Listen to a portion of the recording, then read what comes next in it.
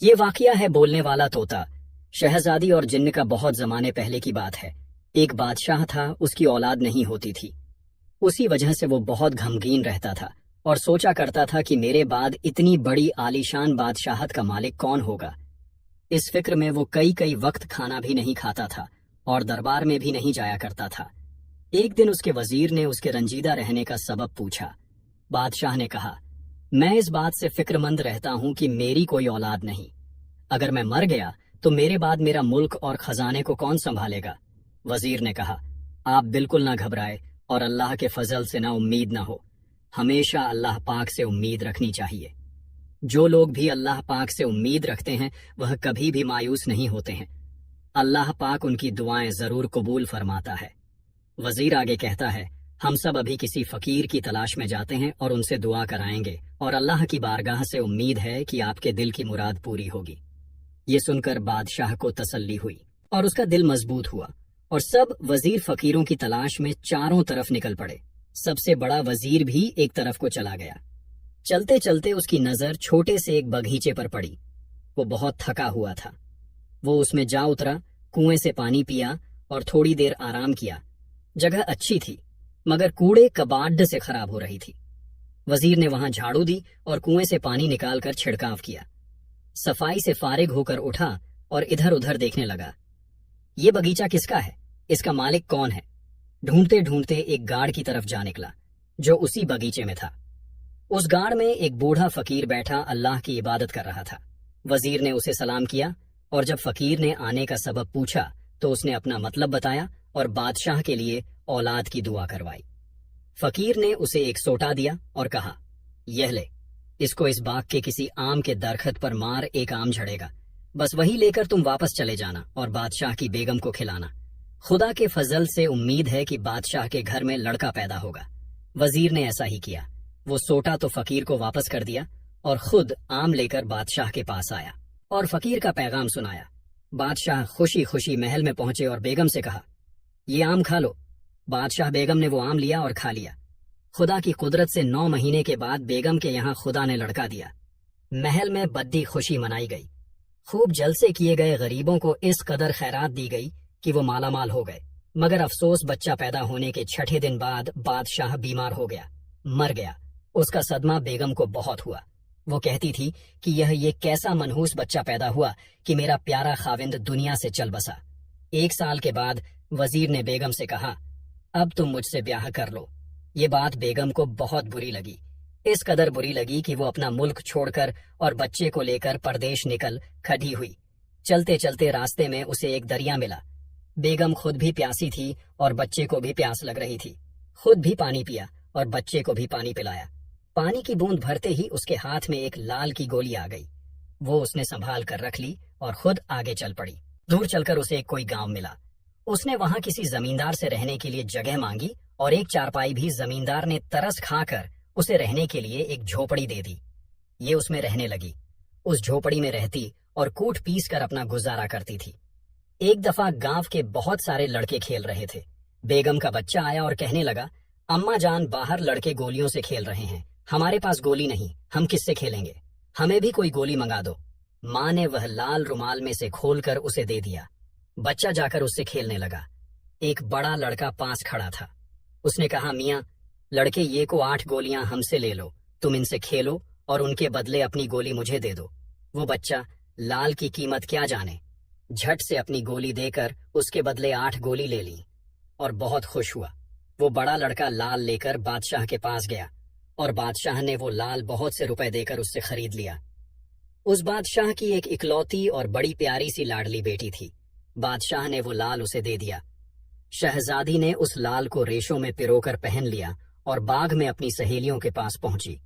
سہیلیاں دیکھ کر کہنے لگیں، واہ، ایک ہی تو لال ہے، ہم تو جب جانے تم اس کے ساتھ لال اور منگا کر پہنو۔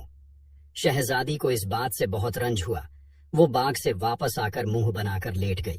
اس کی آیا نے اس کی ماں سے کہا، آج شہزادی کچھ اداس ہو رہی ہے۔ ماں دوڑی ہوئی بیٹی کے پاس آئی اور کہا، بیٹی تم کیوں اداس ہو؟ تمہیں کسی نے کچھ کہا ہو تو بتاؤ، میں اس کی زبان نکلوا دوں، یا کسی نے مارا ہے تو اس کے ہاتھ کٹوا دوں، اگر کسی نے تمہیں ستایا ہو تو اسے جان سے مروا دوں۔ بولو بیٹی، کیا بات ہے؟ शहजादी ने माँ से कहा, अम्मा जो बात है आपसे कहूंगी आप उसे पूरा न कर सकेंगी, इसलिए न पूछे तो बेहतर है। माँ ने जबरदस्ती की कि नहीं, मैं जरूर पूरा करूंगी। तब शहजादी ने माँ से कहा, जैसा एक लाल मेरे पास है, इस जैसे 7 लाल और मंगा दो, मैं तब खाना खाऊंगी और तभी पानी पीऊंगी। माँ ने कहा, ये कौन सी बड़ी बात है, तुम हाथ मुंह धोकर खाना खाओ, पियो, मैं तुम्हें ये लाल जरूर मंगा दूंगी। माँ ने उससे ये वादा करके बादशाह के पास है कहलवा कर भेजा कि उस जैसे 7 लाल और मंगा दो, उनके ना होने से हमारी शहजादी बहुत घमगीन है। बादशाह ने फौरन ही उस लड़के को बुलाया और उससे कहा, उस लाल जैसे 7 लाल हमें और ला दो, 15 दिन की मोहलत देते हैं। वो लड़का बेचारा डरा सहमा हुआ वापस आया और बादशाह के उस लड़के को बुलाया और कहा, मियाँ, लड़के अगर तुम्हारे पास इसी तरह की गोली और हों तो इसी जैसी हमें 7 गोलियां और ला दो। शहजादा अपनी माँ के पास वापस आया और कहने लगा, अम्मा इसी के जैसे और गोलियां मुझे दे दो। माँ ने कहा, बेटा मेरे पास और तो कोई गोली नहीं है। माँ की बात सुनकर बादशाह का लड़का उस लड़के के पास पहुंचा। मेरी अम्मा ने वो लाल एक दरिया से निकाला था, तुम भी जाकर निकाल लाओ। उस बड़े लड़के ने जवाब दिया, मियाँ तुम भी हमारे साथ चलो, हम दोनों ढूंढेंगे। बादशाह के लड़के ने ये बात मंजूर कर ली और वो दोनों दरिया पर जा पहुंचे। देखा तो इत्तेफाक से उसी तरह के रंग ढंग वाले 7 लाल और बहे चले आ रहे थे। बड़े लड़के ने कहा, लो बस हमारा काम तो बन गया, अब चलो वापस चले। लेकिन शहजादे ने कहा, भाई चलो इस दरिया में गोता मारकर मालूम करें कि यह लाल कहाँ से आ रहे हैं। बड़े लड़के ने बहुत समझाया कि ना जाओ, मगर शहजादा नहीं माना। वो तो एक बहादुर बादशाह का बेटा था, बिल्कुल निडर होकर दरिया में चला गया। मजबूर होकर बड़ा लड़का भी उसके साथ ही दरिया में कूद पड़ा। शहजादा और वो लड़का दोनों दरिया के तह में नीचे पहुंचे। जाकर क्या देखते हैं कि खूबसूरत औरत का सर ठेके पर कटा हुआ रखा है और उसके सर से जो खून की बूंदें गिरती हैं वो दरिया में जाकर लाल बन जाते हैं। ये देखकर वो दोनों बहुत हैरान हुए। कितनी देर तक खुदा की कुदरत का तमाशा देखते रहे। थोड़ी देर बाद बहुत जोर की आंधी आई और अजीब शोर गुल होने लगा। बड़ा लड़का तो डरकर जिस रास्ते से आया था वापस चला गया। शहजादे को इल्म व नजूम भी आता था। वो मक्खी बनकर छत पर कटे उस सर का बाकी हिस्सा यानी धड़ रखा था, उसकी निवादधा में घुसकर छुप गया। थोड़ी देर बाद क्या देखता है कि एक बहुत ही बड़ा देव आया। उसने क्या किया कि उस औरत का सर लेकर धड़ पर लगाया और सिरहाने की छड़ी मारी। उससे वो औरत जिंदा हो गई और कलमा पढ़ते हुए उठ बैठी। जिन्न कहने लगा, मानस गंध यानी आदमी की बू आ रही है, जरूर आज कोई आदमी इस बाग में आया है। औरत बोली, तुम बेवकूफ हुए हो क्या? 20 साल हो गए, तुम मेरे माँ बाप से मुझे छुद्धा कर लाए हो। मैं जब से किसी आदम जात को नहीं देखा, देखना तो दूर की बात है, मैंने किसी इंसान की आवाज तक नहीं सुनी। ये तुम क्या बातें कर रहे हो? जिन्न बोला, जरूर कोई आदमी है, मैं कभी नहीं मानूंगा, जरूर यहाँ कोई आदमी है। वो औरत बोली, तुम्हें तो आज मालूम नहीं क्या हो गया है, अगर तुम्हें यकीन नहीं है तो जाकर सारा बाग देख डालो। जिन्न ने ऐसा ही किया और जब वो थक हार कर वापस आया तो कहने लगा, अच्छा अब तुम खाना खाओ। जब औरत को खाना खिलाकर वापस चला गया और उसी तरह उसका सर तलवार से काटकर छींके पर रख गया। लड़का जो मक्खी बना हुआ था औरत को जिंदा करने की तरकीब अब देख चुका था। जिन्न के चले जाने के बाद वो बाहर निकला। उसी तरह उसने औरत का सर जोड़ा और सिरहाने पांडी की छड़ियां बदल डाली। सर झुद्धते ही औरत उठ बैठी और बोली, ए खुदा के बंदे, तू यहाँ क्यों आया है और क्यों अपनी जान गंवाने के पीछे पड़ा है? ये जिन्न तुझे हर खिस जिंदा नहीं छोड़ेगा, जा बाबा चला जा। लड़के ने उससे इस कैद के हवाले से कुछ पूछना चाहा। लड़की बोली, जब मेरा ब्याह हुआ और मैं अपने ससुराल जा रही थी तो रास्ते में से ये जिन्न मुझे यहाँ उठा लाया, मैं तब से इसकी कैद में हूँ। लड़का बोला, तुम क्यों मुझे चले जाने को कह रहे हो? मैं तुम्हें यहाँ छोड़कर हरगिज नहीं जाऊंगा। वो औरत कहने लगी, तुम मुझे किस तरह ले जाओगे? ये जिन्न तो मुझे हरगिज नहीं छोड़ेगा। शहजादे ने जवाब दिया, अब की जिन्न आए तो तुम उससे ये पूछना कि अच्छे मियाँ अगर खुदा ना करें तू मर गया तो मैं सारी उम्र यूं ही गर्दन कटी पड़ी रहूंगी और मेरी उम्र बर्बाद होगी। तुम ये बताओ कि तुम्हारी जान किस चीज में है? जब वो बताएगा तो मैं उसके बताए हुए पते पर जाकर उसकी जान निकाल लूंगा। उस औरत ने कहा, अच्छा। इतने में फिर उसी तरह की आंधी आई और बड़ी बड़ी हैबतनाक डरावनी आवाजें आने लगी। उस लड़के ने जल्दी से औरत का सर काट कर उसे छींके में रख दिया और फिर वो मक्खी बनकर उसके पलंग के नीचे निवादा में छुप गया। जिन्न आया और फिर कहने लगा, मानसगंध। वो औरत बोली, मियाँ तुम्हें बहम तो नहीं हो गया? یہاں کوئی آدمی نہیں، آؤ بیٹھو، کھانا کھاؤ۔ کھانا کھانے کے بعد ادھر ادھر کی باتیں کی۔ پھر وہ عورت کہنے لگی، اچھے میاں اگر خدا نہ کریں تو مر جائے تو میں اسی طرح سر کٹی پڑی ہوئی رہ جاؤں گی، میری عمر تو یوں ہی برباد ہو جائے گی۔ یہ تو بتاؤ کہ تمہاری جان کس چیز میں ہے؟ جن نے بولا، اجی مجھے کون مار سکتا ہے، میری جان کوئی نہیں نکال سکتا، میری جان بڑی مشکل جگہ میں ہے، کسی کی مجال نہیں جو وہاں تک پہنچ سکے۔ عورت بولی، آخر بتاؤ تو صحیح کس چیز میں ہے؟ آپ کی جان۔ جن نے بولا، جہاں سے 7 دریا پار ایک دریا لہو کا ہے، اس دریا کے پار جا کر ایک تاڈھا کا درخت ہے، اس پر ایک طوطے کا پنجرا ٹنگا ہوا ہے، اگر کوئی اس طوطے کو مار دے تو پھر میں بھی مر جاؤں گا، لیکن ایسی جان جوخم کی جگہ ہے، کس میں ہمت ہے جو وہاں جائے؟ اس کے بعد وہ اور باتیں کرنے میں لگا، پھر اسی طرح عورت کا سر کاٹ کر چھینکے میں رکھا اور وہاں سے چلا گیا۔ شہزادہ باہر نکلا اور کہنے لگا، اچھا اب تو میں جاتا ہوں اور جن کی جان نکال کر آتا ہوں، پھر تم ضرور میرے ساتھ چلو گی؟ عورت نے کہا، وہاں تک تو جانا بہت مشکل ہے۔ لڑکا بولا، میرا خدا مالک ہے، وہی مجھے پار پہنچا دے گا۔ یہ کہہ کر اس نے عورت کا سر کاٹا اور چلا گیا۔ وہ بڑا لڑکا تو پہلے ہی شہزادے سے چھپ کر چلا گیا تھا۔ شہزادہ دریا میں اللہ کا نام لے کر کودا اور ہاتھ مارتا اور 7ویں دریا پار کرتا ہوا لہو کے دریا کے پاس جا پہنچا۔ لہو کا دریا پار کر کے وہ تاد کے درخت پر چڑھا تو اس طوطے نے خوب زور زور سے گل مچانا شروع کر دیا۔ اس طوطے کی آواز سے اتنی زور کی آندھی آئی کہ وہ درخت ہلنے اور بڑے زور سے جھومنے لگا۔ یہ جلدی جلدی تاڑ کے اوپر چلا، وہاں پہنچ کر اس طوطے کو جلدی سے پکڑ کر اس کی ٹانگیں چیر ڈالی۔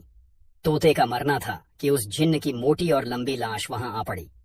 اس نے جن کے کان کاٹے، اس کی ناک بھی کاٹ کر رومال میں باندھ لی اور پھر واپس چل پڑا۔ واپسی پر وہ نہ دریا تھا نہ وہ اتنا لمبا جنگل، وہ جلد ہی واپس آ گیا اور اس عورت سے کہنے لگا، لو اب چلو، اب تو ضرور تمہیں میرے ساتھ چلنا ہوگا۔ عورت نے کہا، مجھے تو یقین نہیں آتا کہ تم اسے مار آئے ہو، کیا تم اس کے مرنے کی کوئی نشانی لائے ہو؟ شہزادے نے کہا، مجھے تو یاد ہی نہیں رہا تھا، لو یہ اس کے کان اور ناک ہے، دیکھو اب تو تمہیں یقین آ گیا۔ عورت بولی، ہاں لیکن ابھی یہ ایک اور شرط ہے، وہ یہ کہ میری بہن کو ایک اور جن اٹھا کر لے گیا ہے، اس کو بھی اس آفت سے چھداؤ۔ شہزادہ بولا، مجھے تو نہیں معلوم وہ کہاں رہتی ہے، تم مجھے اس کا پتہ بتا دو اور میرے ساتھ چلو۔ عورت بولی، ٹھیک ہے۔ یہ کہہ کر دونوں دریا سے باہر نکلے اور چلتے چلتے اس عورت کی بہن کے پاس پہنچے۔ وہاں جا کر کیا دیکھتے ہیں کہ اس کی بہن بے خبر سوئی ہوئی ہے۔ وہ عورت اس کے پاس پہنچی لیکن شہزادہ ایک جھوپڑی میں ٹھہرا رہا۔ وہ عورت اپنی بہن کو جگا کر کہنے لگی، اٹھو بہن، تم ابھی تک سوئی ہو۔ اس کی بہن بولی، کیا کروں، جب تک وہ جن سوتا ہے تو میں بھی سوتی ہوں۔ وہ دن 6 مہینے سوتا ہے اور 6 مہینے جاگتا ہے، اس کے لیے میں بھی سو جاتی ہوں، تم میرے پاس کیسے آ گئی؟ اس نے اپنا سارا قصہ سنایا اور کہا، ایک شہزادہ بڈھا نیک بخت ہے، مجھے اس جن سے چھدا کر لایا ہے، اور وہ جن تو مر گیا، اب وہ شہزادہ تمہارے جن کو مارنے آیا ہے۔ اب وہ جن جب تمہارے پاس آئے تو تم اس سے یہ کہنا کہ میاں اگر خدا نہ کریں تم کو کوئی سوتے وقت مار جائے تو میں کیا کروں گی؟ یہاں کوئی آدمی بھی نہیں آتا جو مجھے یہاں سے نکال کر میرے ماں باپ تک پہنچائیں، میں تو رو رو کر مر جاؤں گی۔ مجھے یہ بتاؤ تمہاری جان کس چیز میں ہے؟ بہن نے کہا، اچھا اب تم جاؤ، شاید یہ جن نہ آ جائے کیونکہ اس کے آنے کا وقت ہے۔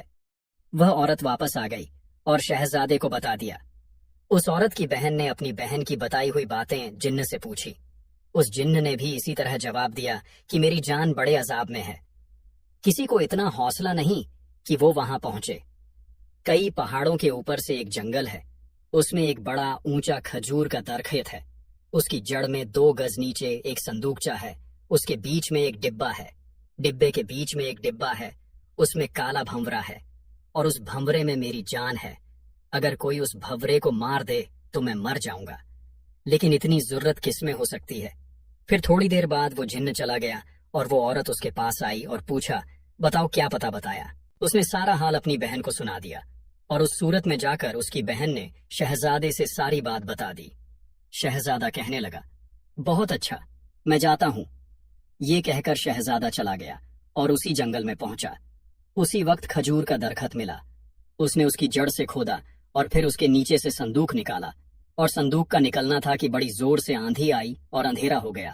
شہزادے نے ہمت کر کے وہ ڈیویا نکالی तो आंधी का इतना जोर हुआ कि वो खजूर का दरखत जमीन से लग लग कर जाने लगा और हर तरह अंधेरा छा गया।